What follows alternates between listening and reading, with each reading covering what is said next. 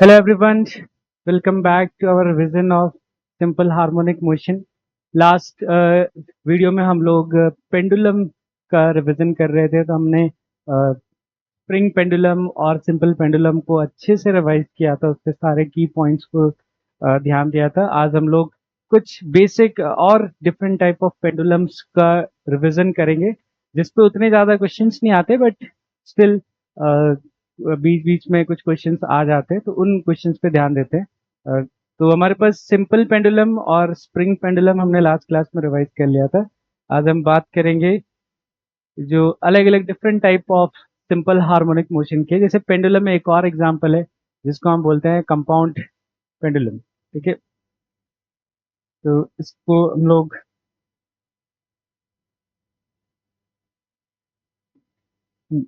तो compound pendulum क्या होता है पहले वो समझ लेते हैं।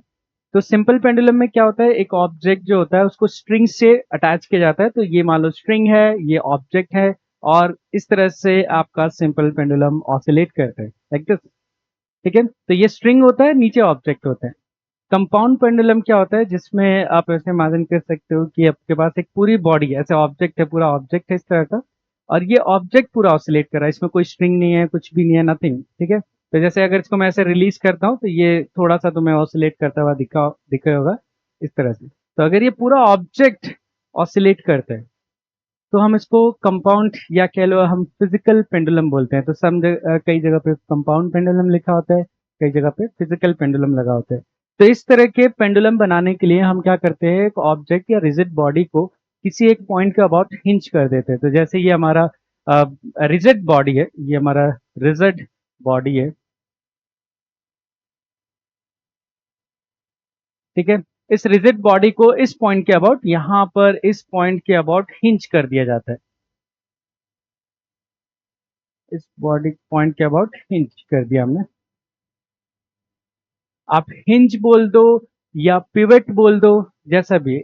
इसका मतलब ये है कि वो बॉडी उस पॉइंट के अबाउट क्या हो सकता है, रोटेट कर सकता है। हिंज करने का मतलब या पिवट करने का मतलब ये होता है। अब ये बॉडी जो है, अगर हम इस बॉडी को स्लाइटली डिस्टर्ब करें और रिलीज कर दे, तो ये बॉडी इस हिंज पॉइंट के अबाउट ऐसे ऑसिलेट कर सकते हैं।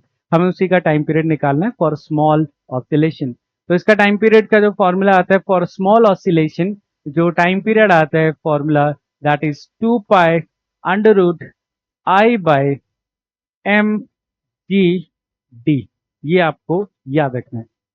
फॉर अ कंपाउंड और physical pendulum, the time period of small oscillation मैं इसलिए बोल रहा हूँ, जस्ट लाइक सिंपल पेंडुलम, ये फॉर्मूला आप तभी यूज कर सकते हो जब आपका एंगुलर एम्पलीट्यूड जो है वो स्मॉल है, ज्यादा बहुत ज्यादा एंगल तक ये ऑसिलेट नहीं कर रहा है। अब इस केस में जो आई है, that is moment of inertia. तो जो टर्म्स है उसको अच्छे से याद कर लेंगे। आई क्या है हमारा, मोमेंट ऑफ इनर्शिया। एम जो है वो बॉडी का मास है। ठीक है, पूरे बॉडी का मास है, आपका बॉडी जो पूरा ऑसिलेट कर रहा है। जी तो ग्रेविटी है। डी जो है स्पेशल, सिली मिस्टेक्स कई बार इसी को लेकर हो जाती हैं। डी जो है, उसको ध्यान से सुनेंगे, आपका हिंज पॉइंट, ये रहा हिंज पॉइंट, और सेंटर ऑफ मास, ये रहा आपका सेंटर ऑफ मास।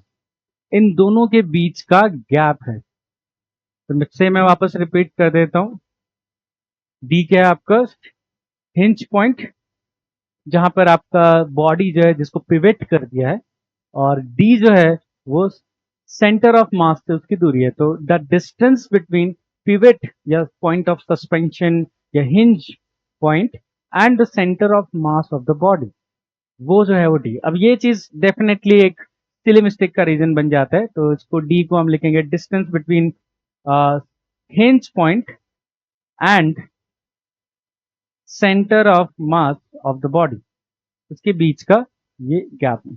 इसको अच्छे से हमें सॉल्व करना होता है। इसका ध्यान रखेंगे तो इससे आप टाइम पीरियड को क्या कर सकते हो, कैलकुलेट कर सकते हो। इफ यू लाइक, आप चाहो तो इस फॉर्मूले को हम एक्सटेंड कर सकते हैं, जैसा कि कई जगह पे किया होता है कि ये जो मोमेंट ऑफ इनर्शिया है आई, इसको हम एक्सटेंड कर सकते हैं। ठीक है, तो मोमेंट ऑफ इनर्शिया को कैसे एक्सटेंड कर सकते हैं, तो ऐसे मान लो हमारे पास टाइम पीरियड आ गया 2 pi under root I by M G D, ये हमारा फॉर्मूला हो गया। ये रहा हमारे पास हमारी बॉडी, और यहाँ पर हमने सस्पेंड किया हुआ है, तो this is our suspension point जिसके अबाउट ये ऑसिलेट कर रहा है, और इसी के साथ हमने ले लिया यहाँ पर सेंटर ऑफ मास। तो ये हमारा सेंटर ऑफ मास है, तो ये जो गैप है दैट इज डी। और मोमेंट ऑफ इनर्शिया इस हिंज पॉइंट के अबाउट है। हाँ, ये भी याद रखना है कि this moment of inertia is about this axis जो पिवट से पास हो रहा है। तो चाहो तो हम इसको इलाबोरेट करके मोमेंट ऑफ इनर्शिया को, if you like, moment of inertia को क्या लिख सकते हैं, पैरेलल एक्सिस थ्योरम से। तो ये वाली एक्सिस के अबाउट जो मोमेंट ऑफ इनर्शिया होगा उसको आईसीयूएम बोलते हैं, है ना, उसको आईसीयूएम बोलते हैं। तो हम क्या लिख देंगे, I equal to, according to parallel axis theorem, ICM plus M D square. Can do this also, इसको एक्सटेंड कर सकते हैं, और जैसे इसको पुट करोगे तो ये आ जाएगा। फॉर्मूला थोड़ा सा मॉडिफाई करके ऐसे लिखा जा सकता है। और आईसीएम को भी लिख लेते हैं, एक काम करते हैं, आईसीएम को भी एक्सटेंड कर देते हैं। तो आईसीएम को एक्सटेंड करके क्या लिख सकते हैं, M K square plus M D square. क्या आप लोग गेस कर पा रहे हो कि के क्या है यहाँ पर, ये के कहां से आ गया, व्हाट इज दिस के? आई होप अगर आपने अच्छे से रोटेशनल मोशन पढ़ा है तो आपको ये याद आ जाएगा के क्या है। यहाँ पर के क्या है, रेडियस ऑफ जायरेशन। ठीक है, तो के is radius of gyration, ROG जिसको बोलते हैं। तो अगर आपको के पता है तो मोमेंट ऑफ इनर्शिया सीधा एम के स्क्वायर हो जाएगा अबाउट सेंटर ऑफ मास। ठीक है, about centre of mass axis. अब इसको अगर यहां पुट कर देते हैं तो हमारे पास एक मॉडिफाइड फॉर्मूला आ जाता है। मास तो कैंसिल हो जाएगा, देखो मास यहाँ पर और यहाँ पर दोनों जगह से मास कॉमन आएगा, वो कैंसिल आउट हो जाएगा। अब बचेगा यहाँ पर डी बचेगा, यहाँ पर डी बचेगा, तो जब डी डिवाइड होगा तो ये के स्क्वायर प्लस डी स्क्वायर, यहाँ पर नीचे बचेगा जी बाई डी। और आप इसको भी इस तरह से लिख सकते हो। तो ये आपको मॉडिफाई करना हो, इस फॉर्मूले को इस तरह से मॉडिफाई किया जा सकता है। यहाँ पे के जो है वो रेडियस ऑफ जायरेशन है about centre of mass, about an axis passing through centre of mass. चलो, तो यहाँ पे कुछ एग्जाम्पल दे रखे हैं, उनमें से एक एग्जाम्पल मैं आपको करके दिखा देता हूँ। आप बाकी खुद से ट्राई कर लेना, उनके आंसर्स लिखे हुए, आपको ये आंसर्स याद रखने की जरूरत नहीं है इतने सारे, बट आप ट्राई करके जरूर देखना। तो let's solve for a body, मैं आपको डिस्क के लिए सॉल्व करके दिखाता हूँ। तो एक डिस्क जो है उसको इस पॉइंट के, आई थिंक पेरीफेरी पॉइंट जो है उसके अबाउट इसको हिंच कर रखा है और ऑसिलेट करा रहे हैं। तो चलो इसको करते हैं। ये रहा हमारा डिस्क, डिस्क को इस वाले पॉइंट के अबाउट हिंच कर रखा है, ऐसा बोला है। तो ये जो डिस्क है आप इमेजिन करो ऐसे ऑसिलेट करेगा ऊपर, फिर ऐसे like this, it will oscillate like this. इसका टाइम पीरियड निकालना है स्मॉल पेंडुलम, स्मॉल ऑसिलेशन के लिए। चलो, तो पहले तो ढूंढते हैं सेंटर ऑफ मास। भाई सेंटर ऑफ मास कहाँ है वो ढूंढते हैं। तो क्योंकि यूनिफॉर्म डिस्क है, अगर यूनिफॉर्म नहीं होगा तो हमें सेंटर ऑफ मास पहले ढूंढना पड़ेगा। तो जनरली अगर मेंस तक के क्वेश्चन आता है तो यूनिफॉर्म डिस्क होगा। ये रहा आपका centre of mass, centre of mass, और दोनों के बीच दूरी which is the value of D, और यहां पर ये वैल्यू कितना है, आर इटसेल्फ, रेडियस के बराबर है फॉर दिस क्वेश्चन। चलो मोमेंट ऑफ इनर्शिया निकालते हैं नेक्स्ट टर्म। तो moment of inertia about this axis, अगर आपको याद हो इस एक्सिस को बुलाते हैं about an axis passing through edge of the disc and perpendicular to the plane of the disc. वैसे तो सजेस्ट किया जाता है कि आपको इसका आंसर डायरेक्टली पता होना चाहिए, बट मान लेते हैं इन सम लाइक किसी वजह से आप भूल गए तो हम इसको सॉल्व भी कर सकते हैं। तो हम इस एक्सिस के अबाउट आंसर जानते हैं, ये डिस्क की सेंट्रल एक्सिस है। तो सेंट्रल एक्सिस के अबाउट मोमेंट ऑफ इनर्शिया होता है M R square by two, and हम दोनों में पैरेलल एक्सिस थ्योरम यूज कर सकते हैं। तो उसके अकॉर्डिंग ये कितना आ जाएगा, तो according to parallel axis theorem moment of inertia होगा M R square by two plus M D square, जो कि डी यहाँ पर दोनों एक्सिस के बीच में गैप जो है वो आर ही है, तो आर स्क्वायर आ जाएगा, and T by two M R square. आपको याद रखना चाहिए, सजेस्ट किया जाता है कि आप एज वाला जो आंसर है वो याद रखें डायरेक्ट, बट आप ऐसे कैलकुलेट भी कर सकते हो। चलो अब टाइम पीरियड, तो time period 2 pi under root I की value 3 by two M R square divided by mass M G, and D की वैल्यू अभी भी आर है, इस केस के लिए आर है तो आर को पुट कर दिया। यहाँ से r कैंसिल, मास डिवाइड हो जाएगा 2 पाई अंडर रूट, कितना बच रहा है यहाँ पर, तो 3r डिवाइडेड बाई 2g, ये आपका आंसर हो जाएगा। इस तरह से आप रेस्ट ऑफ द क्वेश्चन भी जरूर ट्राई कीजिएगा, सॉल्व कीजिएगा, तुम आंसर यहाँ पर देख सकते हो। तो रॉड के लिए और रिंग के लिए और भी बहुत सारे ऑब्जेक्ट्स के लिए प्लेट का क्वेश्चन आ सकता है मे बी, तो आप ट्राई करके देखिएगा। चलो हम और डिफरेंट टाइप ऑफ, इसके अलावा हमें कुछ particular type of simple harmonic motion के एग्जांपल्स भी याद रखने चाहिए। इन सभी एग्जांपल्स को हम ऑब्वियसली प्रॉपर वे में डिराइव कर सकते हैं, but to save time during examination हम लोग कई सारे स्टैंडर्ड सिंपल हार्मोनिक मोशन के आंसर जो है वो याद रखते हैं। ठीक है, फॉर एग्जाम्पल हमारे पास एक स्टैंडर्ड आता है जिसमें यू शेप में एक ट्यूब होता है और इसमें लिक्विड जो होती है वो ऑसिलेट करती है। तो लिक्विड ऐसे ऑसिलेट करती है, अप एंड डाउन ऐसे ऑसिलेट कर रही है इनसाइड द लिक्विड। तो इसका टाइम पीरियड क्या आता है, तो अगर आपके लिक्विड की ओरिजिनल हाइट एक कॉलम में h है, ठीक है, तो आपका टाइम पीरियड आ जाता है 2 पाई h बाई जी। इस तरह से लिखते हैं 2 पाई h बाई जी। ठीक है, तो ये फॉर्मूला आप हो गया इसके लिए। तो 2 पाई,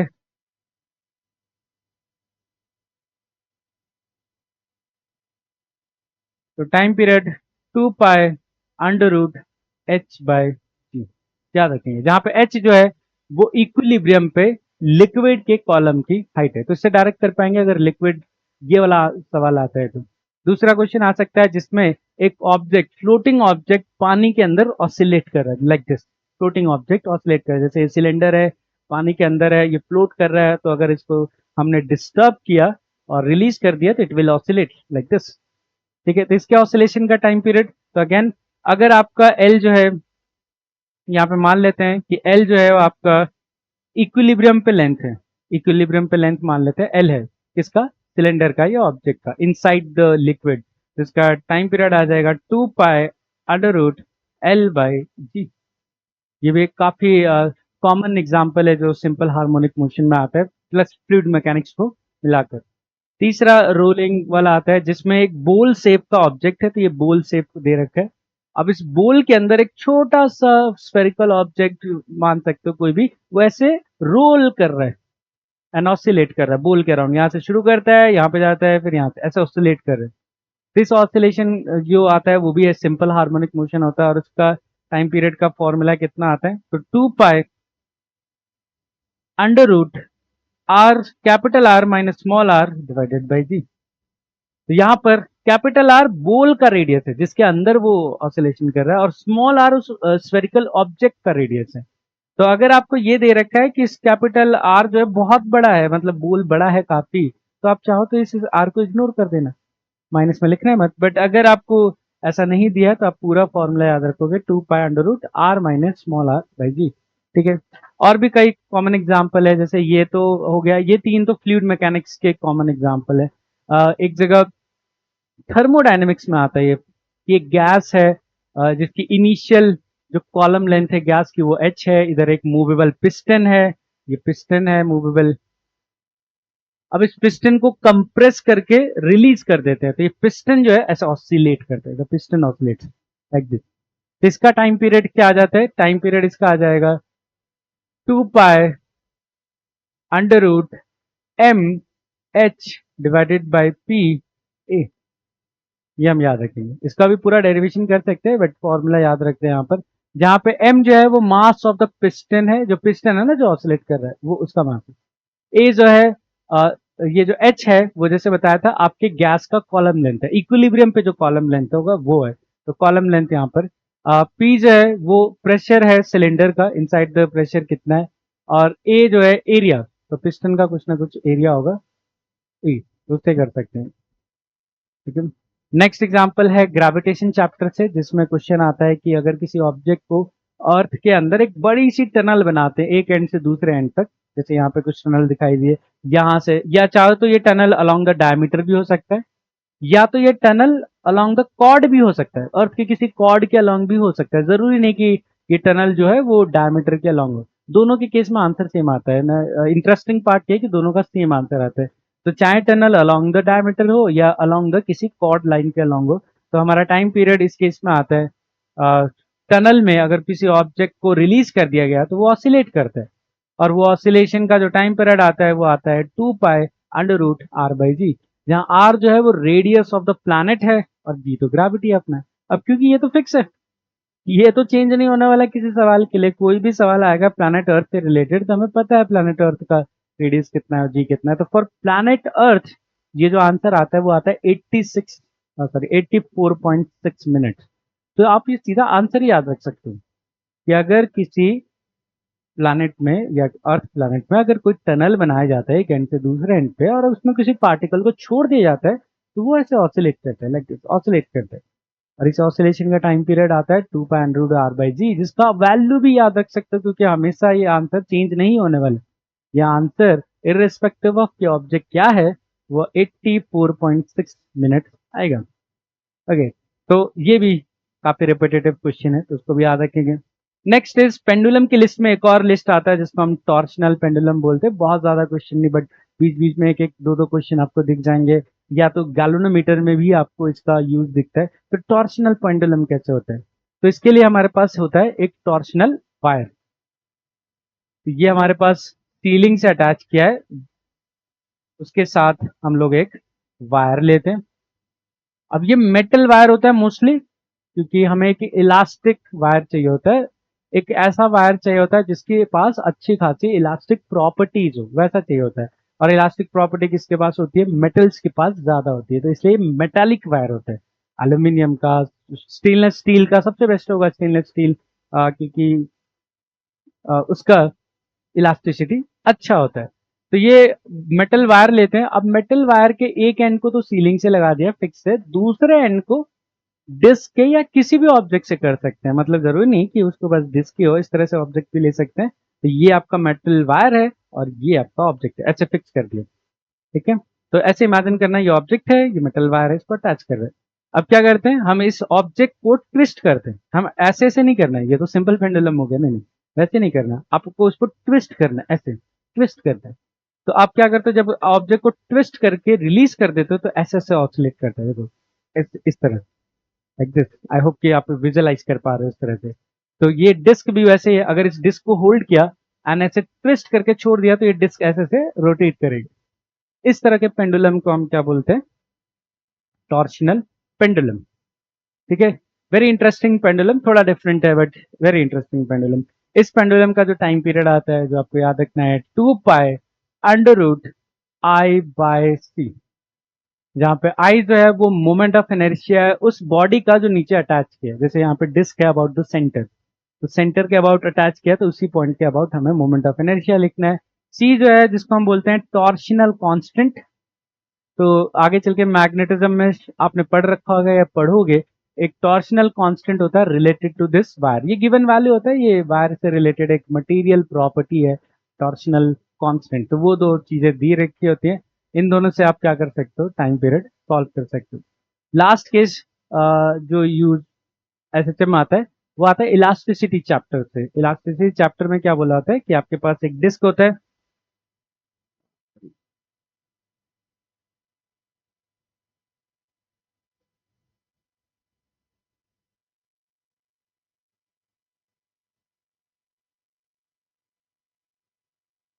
इस केस में हमारे पास एक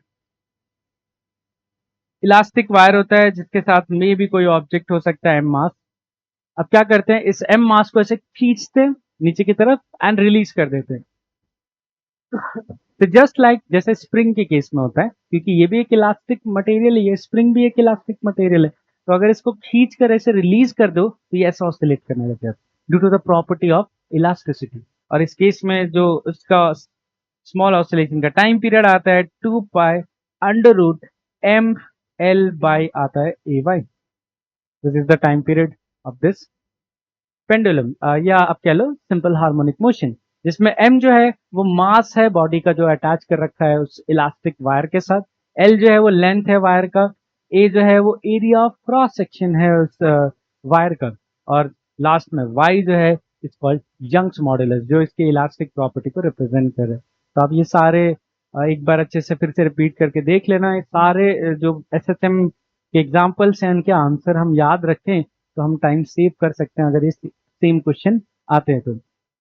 इसके अलावा आप चाहो तो कुछ कुछ सिंपल हार्मोनिक मोशन और भी कोई दिखता है तो ऐड कर सकते हो। तो लास्ट में हम एक क्वेश्चन करेंगे जिसमें हम इलेक्ट्रोस्टैट का एक क्वेश्चन करेंगे जिसमें हम सिंपल हार्मोनिक मोशन का टाइम पीरियड निकालेंगे।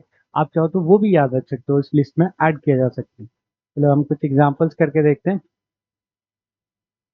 पहले इस एग्जाम्पल से स्टार्ट करेंगे हम लोग। A mass m is suspended from spring of negligible mass. The spring is pulled a little and then released so that execute simple harmonic motion of time t. If the mass is increased by small m, mass increase किया, the time period is।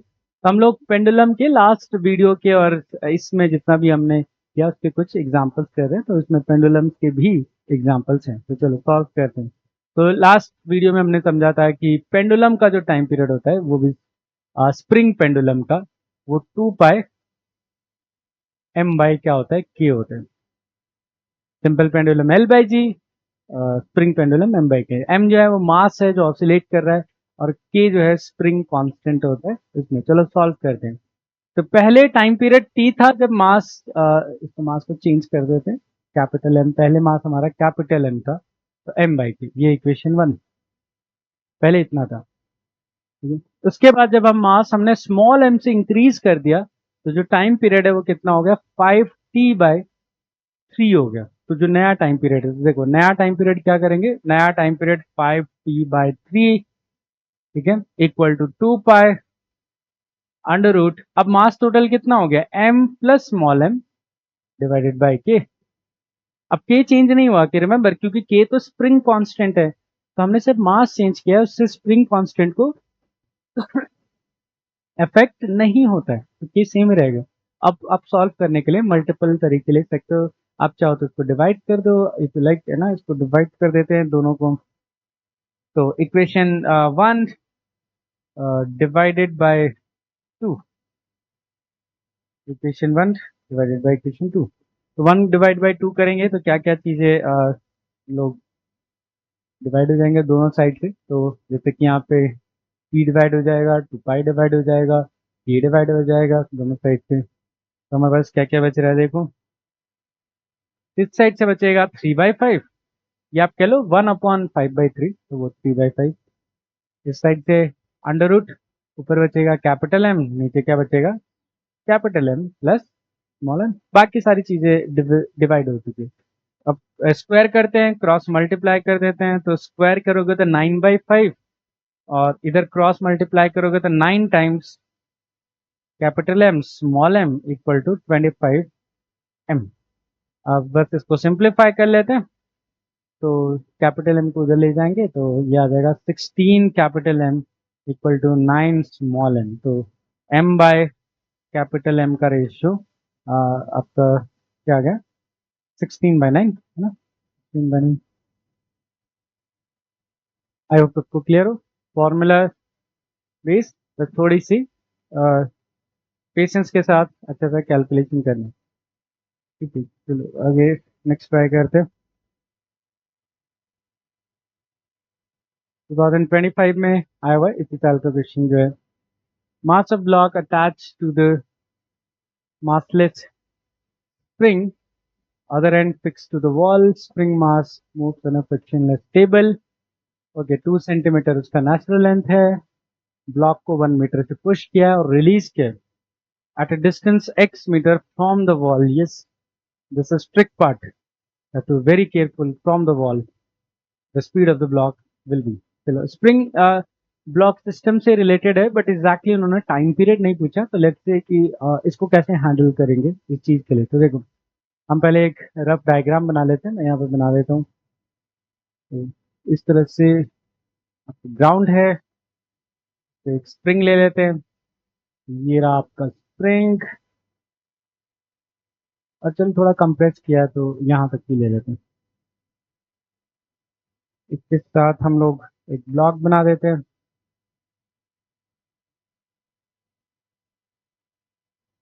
Mass m, बाकी rest of the values तो ये मान लेता हूँ मैं natural length है, ये राइट नाउ यहाँ पर है, और ये 1 मीटर है भाई साहब, ये 1 मीटर है। साथ में आपको ये भी दे रखा है कि दीवार से टोटल फ्री लेंथ जो है, या स्प्रिंग की जो फ्री लेंथ है वो 2 मीटर है, ऐसा कुछ है। ठीक है, इस तरह से कंप्रेस किया है और रिलीज कर दिया। चलो करते हैं। तो एक रफ डायग्राम बना लिया, सारे इन्फॉर्मेशन इसमें मेंशन कर दिया ताकि बार बार हमें क्वेश्चन पढ़ना ना पड़े। तो ब्लॉक जो है किसी ना किसी टाइम पे जब इसको ऐसे रिलीज करेंगे तो वो कहीं ना कहीं यहाँ पर कोई रैंडम लोकेशन ले लेते हैं। तो आपको एक रैंडम लोकेशन लेनी है ब्लॉक की, और ये ब्लॉक से जो इसकी लोकेशन है वो अभी राइट नाउ एक्स है। ठीक है, एक्स है यहाँ पे। तो आपको पूछा है कि अगर ये डिस्टेंस एक्स पे बताओ इसकी स्पीड कितनी होगी, बताओ इसकी स्पीड कितनी होगी। आई एम नॉट सेइंग कि वो ब्लॉक अभी नेचुरल लेंथ पे ही है, जस्ट रैंडम कोई एक लोकेशन पे है। तो दो तीन चीजें हमें ध्यान रखनी पड़ेगी बिफोर वी स्टार्ट सॉल्विंग। पहला पॉइंट जो आपको ध्यान रखना पड़ेगा कि जब इसको 1 मीटर से कंप्रेस करेंगे और रिलीज करेंगे तो वही 1 मीटर के ऑसिलेशन, लाइक 1 मीटर के एम्पलीट्यूड के साथ ही ऑसिलेट करेगा। इसका एम्पलीट्यूड ही 1 हो जाएगा, है ना, एम्पलीट्यूड ही 1 हो जाएगा, क्योंकि 1 मीटर से ज्यादा दूर जा ही नहीं सकता। हर बार यहाँ से नेचुरल लाइन से 1 पे आएगा, 1 पे जाएगा, और ऐसे ऑसिलेट करते रहेगा, ऐसे ऑसिलेट करते रहेगा। तो 1 ही इसका एम्पलीट्यूड बन जाता है। दूसरा, अगर ये स्प्रिंग पेंडुलम है तो इसका ओमेगा कितना होगा। ठीक है, एंगुलर फ्रीक्वेंसी इसकी जरूरत पड़ेगी इसलिए निकाल रहे हैं। ठीक है, तो एंगुलर फ्रीक्वेंसी आपको याद होगा 2 पाई टाइम पीरियड होता है, और हमें टाइम पीरियड तो पता ही है, टाइम पीरियड कितना होता है स्प्रिंग पेंडुलम का, 2 pi under root M by K. या आप शायद तो डायरेक्ट भी याद कर सकते हो कि ओमेगा कितना होता है की बाय एन। बट ये समझो कि टाइम पीरियड अगर आपने याद रखा है तो आप उससे फ्रीक्वेंसी या ओमेगा एंगुलर फ्रीक्वेंसी आप इजीली कैलकुलेट कर सकते हो। तो ये की बाय एम आ गया। चलो अब देखो, क्या ये सिंपल हार्मोनिक मोशन कर रहा है? यस। इसमें एम्पलीट्यूड कितना है? 1 मीटर। फ्रीक्वेंसी कितना है? रूट के बाय एम। और मीन पोजीशन यहाँ पर यही है ना, मीन पोजीशन जो इसका फ्री स्टेट होगा वही तो मीन पोजीशन होगा। चलो अब कोई भी पार्टिकल जब एसएचएम करता है तो इसकी स्पीड जो होती है एट एनी लोकेशन एक्स, या स्पीड जो होती है वो कितना होता है अगर आपको याद हो, ओमेगा अंडर रूट ए स्क्वायर माइनस एक्स स्क्वायर, क्योंकि स्पीड निकालनी थी ना तो ये फॉर्मूला यूज कर रहे हैं। तो इसमें ओमेगा देखो कितना आ गया, ओमेगा की वैल्यू आई थिंक के और एम की वैल्यू दे रखी है। तो के 200 है, मास मास जो है वो 2 kg है, तो 200 डिवाइडेड बाई 2, ये हो गया 10 रेडियन पर सेकेंड। तो वो 10 आ गया, तो इसको लिख देंगे 10। फिर अंडर रूट ए, एम्पलीट्यूड की वैल्यू कितना है? 1, 1 का स्क्वायर, यहाँ 1 का इसीलिए एम्पलीट्यूड निकाला। अब आता है सबसे ट्रिक पार्ट जिसको लेके सब गलत करते हैं बहुत सारे लोग जो ध्यान नहीं रखते। What is x? अब लोग रखते हैं कि सीधा एक्स की वैल्यू पुट कर देते हैं। वो तो आई थिंक लकी इनफ हो कि ऐसा तो कोई ऑप्शन ही नहीं है जिसमें एक्स डायरेक्टली पुट किया हो, वरना ये बहुत सिली मिस्टेक हो जाती है। एक्स आपको ध्यान रखना है, एक्स इस फॉर्मूले में जो एक्स होता है वो डिस्टेंस होता है पार्टिकल का from mean position, not from the wall और from extreme end so and so. तो मीन पोजीशन से डिस्टेंस चाहिए तो देखो ये रहा मीन, ये वाली डिस्टेंस एक्स कहलाती है। और ये डिस्टेंस कितना है ये देखोगे, ये पूरा साइड 2 है, 2 में से इतना साइड एक्स सब्ट्रैक्ट करना है, तो ये वाली साइड कितनी होगी? 2 माइनस एक्स, क्योंकि वॉल से जो डिस्टेंस दिया वो एक्स है, तो कितना आ जाएगा यहाँ पर? 2 माइनस एक्स का whole square, and this is our answer. थोड़ा सा छोटी छोटी बातों का ध्यान रखना है, एक ट्रिक क्वेश्चन बन जाता है, क्योंकि एक्स जो है ये जो है वो दिमाग हिला देता है अगर किसी को बाद में फिर पता चलता है कि गलत एक्स पुट कर दिए। ठीक है, और ये आपका आंसर हो जाएगा, मैथ कर सकते हैं हम लोग ऑप्शन के साथ। ठीक है, तो याद रख लेंगे x is not distance from wall, is distance from distance of the particle from mean position. Okay चलो नेक्स्ट पे आते हैं। A particle executing at the end of the spring execute SHM with time period T1. Okay, time period T1. Another spring T2 if the period of oscillation two spring are joined. It's a very important question. मैं आपको series वाला भी यहाँ करा रहा हूँ as a homework, मैं आप सबको दूंगा कि आप पैरेलल वाला खुद से सॉल्व करें। अगर यही सेम सवाल में यहाँ पैरेलल लिख दूं बस तो कितना आंसर होगा। ठीक है, चलो पहले सीरीज वाला करते हैं, तो इसको एक रफ डायग्राम में कन्वर्ट करते हैं इस सवाल के लिए। तो हमारे पास दो स्प्रिंग है ना, तो एक पहले अलग अलग ले लेते हैं। तो ये रहा ब्लॉक एम, ये K1 और इसका टाइम पीरियड T1 है ना, मैं इसको कैपिटल में रिप्रेजेंट कर रहा हूँ T1। T1 टाइम कितना हो जाएगा, √2 पाई m/K1। अब मैं सॉल्व करने के इरादे से इसको मैं स्क्वायर कर रहा हूँ। थोड़ी देर में तुम्हें पता चलेगा कि ये स्क्वायर क्यों कर रहा हूँ मैं। m/K1, ठीक है। अभी के लिए इसको यहीं छोड़ देते हैं। वैसे सेकेंड वाले के लिए करेंगे तो दूसरे वाले के लिए भी ऐसे ही है। ये रहा ब्लॉक, मास सेम है, स्प्रिंग कांस्टेंट चेंज होके K2, मास सेम है, मास सेम रखते हैं, मास सेम, मास सेम। तो इसका टाइम पीरियड T2 2 पाई √m/K2। इसका भी स्क्वायर कर देंगे तो T2 square equal to 4 pi square m/K2 ना, m/K2 ये आ गया। अब हमारी कहानी शुरू करते हैं अपना फाइनल आंसर के लिए। तो दोनों स्प्रिंग को सीरीज में लगा दिया, तो चलो सीरीज में लगा देते हैं दोनों स्प्रिंग को। तो एक ये वाला स्प्रिंग, एक ये वाला स्प्रिंग, तो K1 K2 और सेम मास, ध्यान रखना है मास सेम।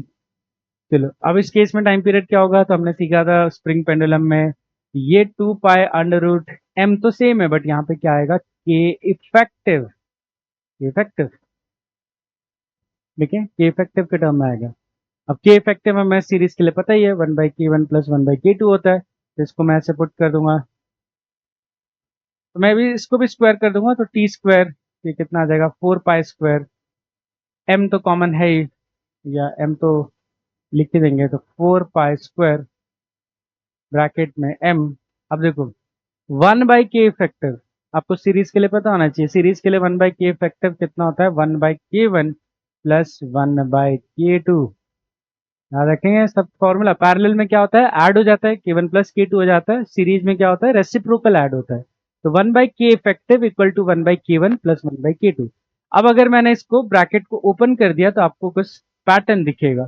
तो 4 pi square m/K1 + 4 pi square m/K2, ये पैटर्न दिखेगा ब्रैकेट ओपन करते ही। और आपको दिखेगा 4 पाई m/K1 तो T1 स्क्वायर है, एंड 4 पाई स्क्वायर m/K2 क्या है, T2 स्क्वायर। तो हमारा आंसर कितना आ गया, T square equal to T1 square, T1 square plus T2 square.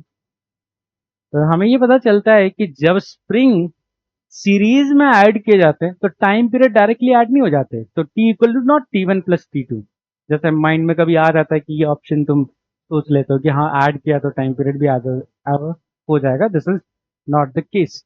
ठीक है, आपको ध्यान रखना है कि जो टाइम पीरियड आएगा वो आएगा T1 का स्क्वायर प्लस, और इसको एज अ फॉर्मूला आप याद रखोगे, आपके शॉर्ट नोट्स में मेंशन करोगे।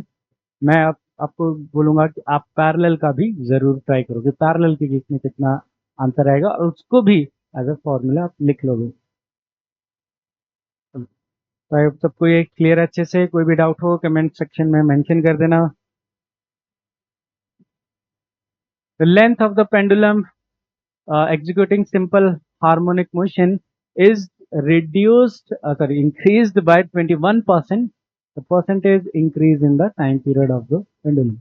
तो ये भी एक बहुत स्टैंडर्ड क्वेश्चन है, इसको ट्राई करते हैं। तो हमें पता है कि सिंपल पेंडुलम का जो टाइम पीरियड है फॉर स्मॉल ऑसिलेशन L/G, अभी स्मॉल ऑसिलेशन नहीं मेंशन है, बट बाय डिफॉल्ट हम जब तक कुछ भी एक्स्ट्रा इन्फॉर्मेशन नहीं है हम स्मॉल ऑसिलेशन कंसिडर करेंगे।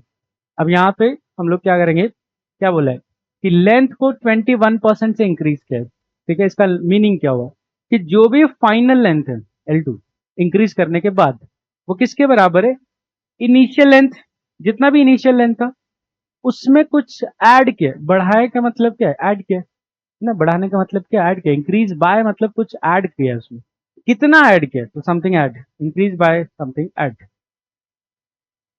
कितना ऐड किया है? 21%। आपको बोला ना 21% से बढ़ा दिया, मतलब 21% जो वैल्यू है उसमें ऐड की। तो 21% वैल्यू कैसे निकालेंगे? 21/100 इंटू L1। तो L1 की जितनी भी 21% थी वो इसमें ऐड कर दी, इससे वैल्यू इंक्रीज हो गई। तो ये कितना आ जाएगा? तो L2 इक्वल टू कितना आ जाएगा? 121 डिवाइडेड बाई 100 इंटू L1।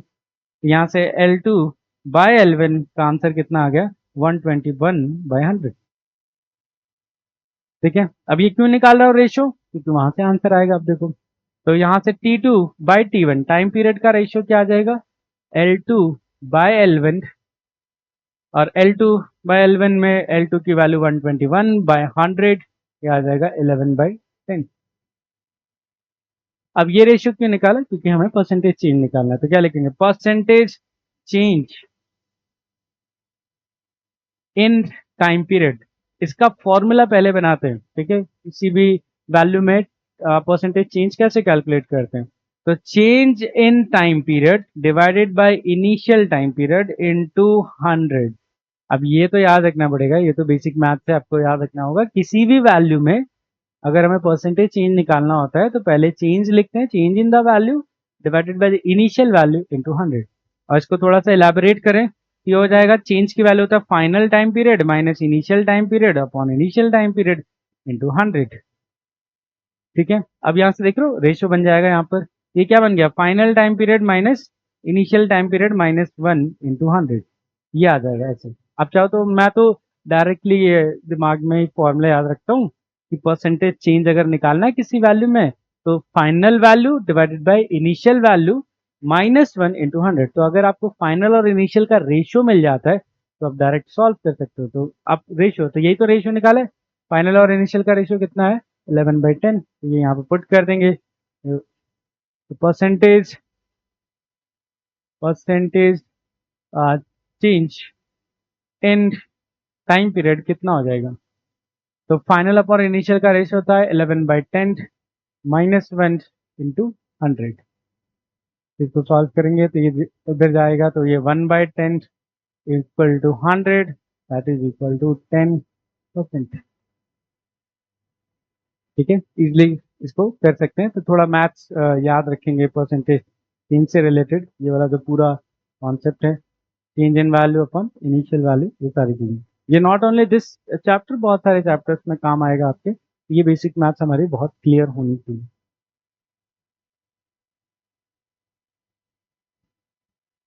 चलो इस क्वेश्चन पे आते हैं।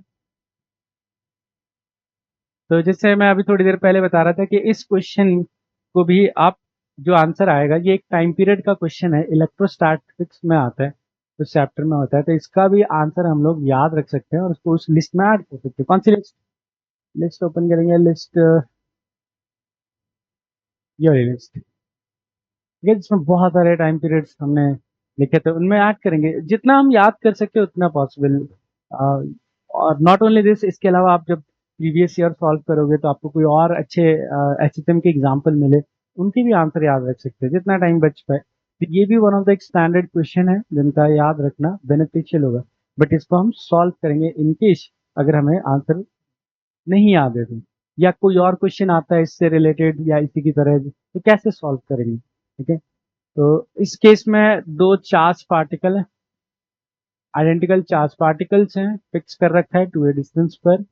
अनदर पॉइंट चार्ज क्यू, इसको प्लेस किया है मिड पॉइंट पर, स्लाइट डिस्प्लेसमेंट दिया है और एसएचएम पूछा है, एग्जीक्यूशन। ठीक है, कि कितना करना पड़ेगा, टाइम पीरियड कितना होगा, स्मॉल डिस्प्लेसमेंट। पहले तो एक चीज ध्यान रखेंगे, लिखा हुआ है स्मॉल डिस्प्लेसमेंट, ये काम आता है क्योंकि जब आप सॉल्विंग कर रहे होते हो तब ये चीज काम आती है।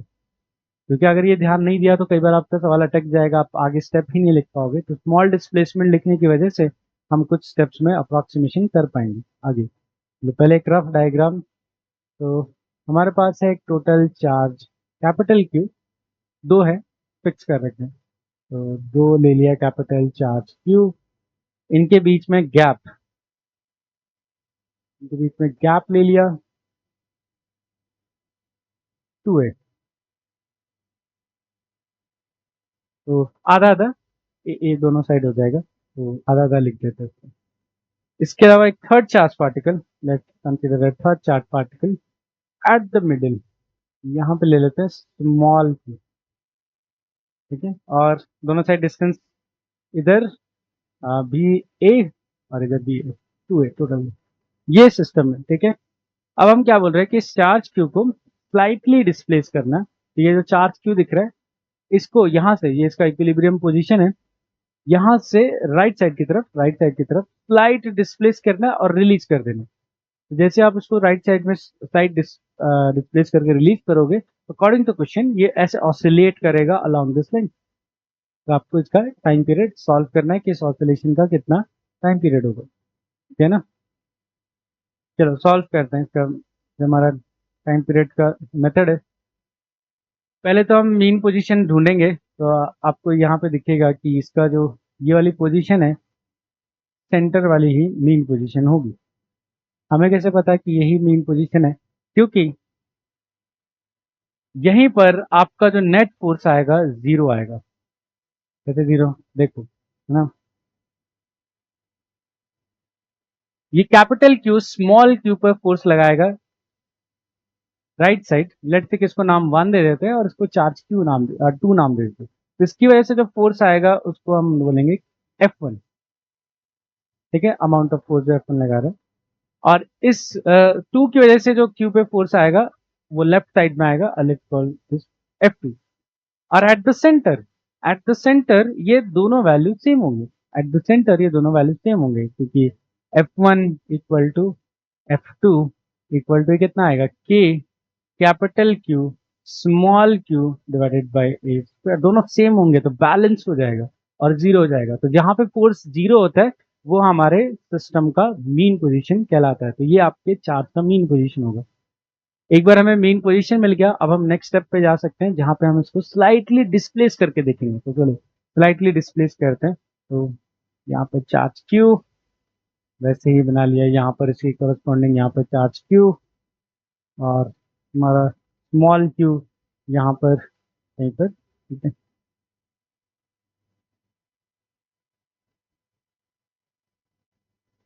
ठीक है, दोनों चार्ज। अब इसको, ये जो लाइन है इसको एक्सटेंड कर रहा हूँ मैं यहाँ पर, देखो ये वाली मीन पोजीशन वाली जो इसकी लाइन थी वो एक्सटेंड कर रहा हूँ, ठीक है। अब यहाँ से इसको डिस्प्लेस करते हैं, तो स्लाइटली डिस्प्लेस किया, तो देखो यहाँ से इसको स्लाइटली डिस्प्लेस किया। अब मैं थोड़ा ऑब्वियसली क्लियर रखने के लिए आपको तो एक्स का अमाउंट काफी ज्यादा दिखा रहा हूँ, बट आप इमेजिन करोगे एक्स बहुत छोटा है। और यहाँ पर जैसे इसको स्लाइटली डिस्प्लेस कर देंगे, अब हमें यहाँ पे निकालना है नेट फोर्स कितना लग रहा होगा इसके ऊपर, क्योंकि उसी से हमें पता चलेगा टाइम पीरियड का। तो हम रीस्टोरिंग फोर्स कैलकुलेट करेंगे। जब हम लास्ट टाइम रिवाइज कर रहे थे तो हमने रीस्टोरिंग फोर्स के बारे में समझा था। तो चलो इस पे जो फोर्स लग रहे होंगे, तो फर्स्ट चार्ज पार्टिकल की वजह से, फर्स्ट और सेकेंड, फर्स्ट की वजह से जो अब फोर्स आएगा वो इस डायरेक्शन में आएगा, अवे फ्रॉम रिपेलिंग फोर्स होगा, और इसको लिखेंगे F2 डैश, F2 डैश नहीं sorry F1 dash, not F2, F1 dash. Why F1 dash, क्योंकि ये सेम नहीं होगा ना, अब तो चेंज हो जाएगा क्योंकि डिस्टेंस बढ़ गई ना इनमें, तो ये फोर्स थोड़ा स्लाइटली रिड्यूस हो जाएगा। और सेकेंड की वजह से इधर फोर्स होगा जिसको मैं बोलूंगा F2 डैश, ये भी चेंज हो जाएगा, ये सेम थोड़ी रहेगा, पहले F2 था ना मिडिल पे, अब तो क्या इन दोनों में डिस्टेंस कम हो गया तो ये फोर्स बढ़ जाएगा। अब हमें निकालना है नेट फोर्स इसका, तो net force towards mean position, तो नेट फोर्स जिसको हम रीस्टोरिंग फोर्स भी बोलते हैं, टुवर्ड्स मीन पोजीशन के टुवर्ड्स कितना रीस्टोरिंग फोर्स है, और वो निकालने के लिए हमें बस क्या करना है, F2 डैश में से F1 डैश सब्ट्रैक्ट करना है, F1 डैश सब्ट्रैक्ट करना है। चलो करते हैं सब्ट्रैक्ट, ओके। तो F2 की value K capital Q small q divided bye क्या होता है, डिस्टेंस का स्क्वायर। तो अभी राइट ना 1 और स्मॉल q में डिस्टेंस कितना है, आप देखोगे ये वाला डिस्टेंस a है, ये वाला डिस्टेंस एक्स्ट्रा x है, तो टोटल डिस्टेंस कितना हो गया, a प्लस एक्स का whole square minus F1 dash. F1 dash force निकालेंगे तो अगेन सेम तरीके से K capital Q small q divided by, अब डिस्टेंस देखो 2 और q में डिस्टेंस कितना है, पहले डिस्टेंस था a, अब वो x अमाउंट से रिड्यूस हो गया, तो अब बचा कितना है, ये वाला डिस्टेंस है ना, ये वाला डिस्टेंस बचा कितना है, a माइनस एक्स जो बच गया राइट ना इस पोजीशन पे, तो a माइनस एक्स का होल स्क्वायर। ऐसा कुछ फॉर्मेट आ जाएगा जब आप नेट फोर्स लिखोगे। अब यहाँ से इसको थोड़ा सिंप्लीफिकेशन करते हैं, तो सिंप्लीफाई करते हैं, तो ये मैं क्या करूंगा, के capital Q small Q common आ रहा है, इन दोनों में क्रॉस मल्टीप्लिकेशन करूंगा तो आपको ऐसे दिखेगा। तो नेट रीस्टोरिंग फोर्स के कैपिटल क्यू स्मॉल क्यू बाहर आ गया। अब इसमें एलसीएम ले लिया, क्रॉस मल्टीप्लिकेशन, ए माइनस एक्स का होल स्क्वायर माइनस ए प्लस एक्स का होल स्क्वायर पूरा का ब्रैकेट डिवाइडेड बाय नीचे ए प्लस एक्स का होल स्क्वायर अपॉन ए माइनस एक्स का होल स्क्वायर। ऐसा कुछ फॉर्मेट दिख जाएगा। अब इसको थोड़ा सा सिंप्लीफाई करते हैं, ओपन करते हैं, ठीक है, ब्रैकेट ओपन करते हैं, सारे टर्म्स को एक्सपैंड कर देते हैं। ये आएगा A square plus X square minus 2 A X A into X, यहाँ पे आएगा minus A square B square और माइनस 2 ए बी। ये ब्रैकेट ओपन करने के बाद डिवाइडेड बाय नीचे भी देखना, नीचे ये a प्लस बी है, ये क्या है a माइनस बी है, तो इसको मैं लिख दूंगा a square minus b square. हमें पता है ना a plus b into a minus b क्या होता है, a square minus b square, तो और उसका होल स्क्वायर तो है, दोनों का ओवरऑल कॉमन पावर है। चलो अब इसको जो चीजें कैंसिल हो रही है, तो ये चला जाएगा, यहाँ से ये चला जाएगा, तो के कैपिटल क्यू स्मॉल क्यू कितना आ रहा है, ऊपर देखो कितना बच रहा है, माइनस 4ax। अच्छा सा नीचे की तरफ अब यहां पे आता है स्मॉल डिस्प्लेसमेंट का एक्चुअल यूज। अब मैं बोल सकता हूं अगर मेरा डिस्प्लेसमेंट वेरी स्मॉल है तो फॉर स्मॉल डिस्प्लेसमेंट हम क्या कर सकते हैं, एक्स की value very very very small A लिख सकते हैं, वेरी वेरी स्मॉल। और वेरी स्मॉल है तो हम लिख सकते हैं ना कि किधर ये टर्म गया, ए स्क्वायर माइनस एक्स स्क्वायर की वैल्यू अप्रोक्सीमेटली सिर्फ क्या आएगी, ए स्क्वायर, क्योंकि एक्स स्क्वायर नेग्लेक्ट हो जाएगा ना, एक्स स्क्वायर बहुत छोटा है तो वो नेग्लेक्ट हो जाएगा ए स्क्वायर के सामने। एक बहुत बड़ा नंबर है उसमें से एक बहुत छोटा नंबर सब्ट्रैक्ट कर रहे हैं तो अप्रोक्सीमेटली वो नेग्लेक्ट हो जाएगा एक्स स्क्वायर का टर्म, तो नीचे आ जाएगा ए स्क्वायर का भी square which is a power 4, जिसमें से एक पावर तो चली जाएगी, यहाँ पर आपको दिख रहा होगा एक पावर यहाँ से और यहाँ से एक पावर चली जाएगी। हमारे पास फाइनल आंसर देखो बच रहा है फोर्स का 4k capital Q small Q divided by A cube और यहाँ आ गया x और माइनस यहाँ पर ये आ गया आपका रिस्टोरिंग फोर्स। अब जैसे रिस्टोरिंग फोर्स आ जाता है, हमारा लास्ट स्टेप जो बचता है, इस रिस्टोरिंग फोर्स को हम अपने एसएचएम की रिस्टोरिंग फोर्स की जो इक्वेशन है उससे कंपेयर करते हैं। तो हमारे एसएचएम में जो इक्वेशन है वो कितनी है, एसएचएम में इक्वेशन साइड में लिखेंगे तो एसएचएम की रिस्टोरिंग फोर्स होती है माइनस के इंटू एक्स। इनको कंपेयर करें तो कंपेयर करोगे तो आपको फोर्स कांस्टेंट की वैल्यू मिल जाएगी, दिख रहा है फोर्स कांस्टेंट, ये सारी वैल्यू, ये यहां से लेकर यहाँ तक, this is your force constant.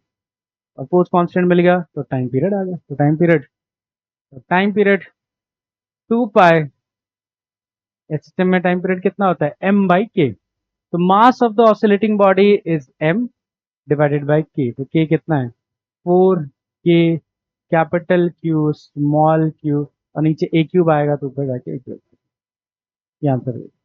आप चाहो तो इसको आंसर को याद रख सकते हो, ये इतना स्टैंडर्ड क्वेश्चन है तो अगर इसको याद कर लिया तो कोई दिक्कत नहीं है। अब ऑप्शन के अकॉर्डिंग चेक करेंगे कि हमें कुछ और एडजस्टमेंट करना है कि नहीं करना। तो क्वेश्चन में हमें दिख रहा है के तो कहीं दिख ही नहीं रहा, ऑप्शन में नहीं है, के कहीं नहीं है, बट एप्सिलॉन जरूर दिख रहा है, तो हमें थोड़ा सा और मेहनत करनी चाहिए। हमें मास दिख रहा है, क्यू नॉट दिख रहा है, कैपिटल क्यू है, तो चलो थोड़ा और मेहनत करते हैं इसमें,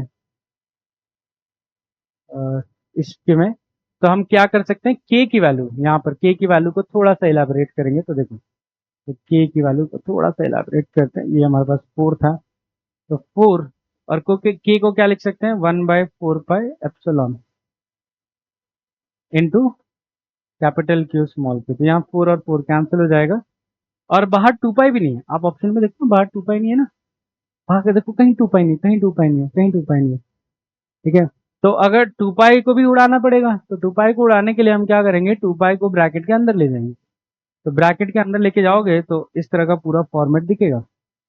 तो 2 पाई अंदर गया तो क्या बचा 4 पाई स्क्वायर, ऐसे होगा ना 4 पाई स्क्वायर, और क्या बचा, ये पाई एप्सिलॉन नॉट ऊपर आया तो ये पाई इंटू एप्सिलॉन नॉट, साथ में m तो था ही, ए क्यूब भी था, डिवाइडेड बाय नीचे क्या बचा है, कैपिटल क्यू स्मॉल क्यू, बाकी तो पूरा रिमूव हो गया। तो ये टोटल मुझे दिख रहा है। तो फिर ये दोनों को मिला के जोड़ेंगे तो यहाँ से तो मैं दोनों को ऐड करके कितना बन गया है, 4 पाई क्यूब इंटू एप्सिलॉन, है ना, एप्सिलॉन 4 पाई क्यूब, तो 4 पाई cube epsilon m a cube divided by,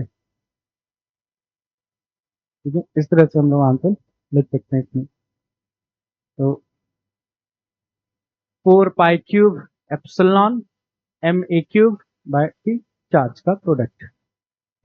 I hope question अच्छे से क्लियर हो गया हो, आप भी इसको आंसर की तरह याद रख सकते हो अपने फॉर्मूला लिस्ट में। और भी ऐसे बहुत सारे क्वेश्चन को आप अटेम्प्ट कर सकते हो बहुत इजीली। बस आपको अगर कोई नया सिस्टम आता है तो इस तरह से प्रोसेस स्टेप फॉलो करना है कोर्स के लिए।